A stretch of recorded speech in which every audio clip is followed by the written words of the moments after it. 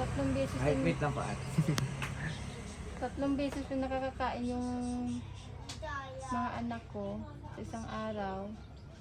Ang kadalasan naman naming ulam pag nagtitipid kami, itlog, sardinas, hindi kaya ay noodles.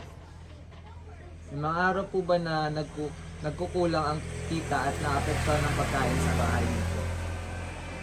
Meron din. Ano po yung ginagawa ninyo kapag ganito?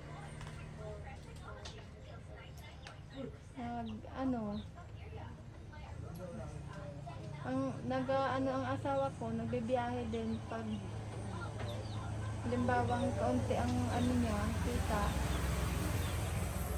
Binibili namin ng pagkain.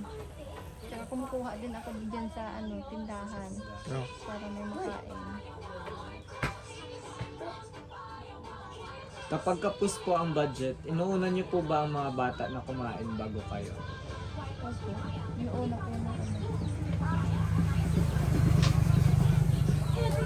Kung sakaling mababa ang kita sa tindahan at pamamasada, ano po ang unang kinakaltas o ang inyong inuunang bilhin? Pagkain po ba or ibang gastusin? Siyempre yung pagkain ng mga anak ko.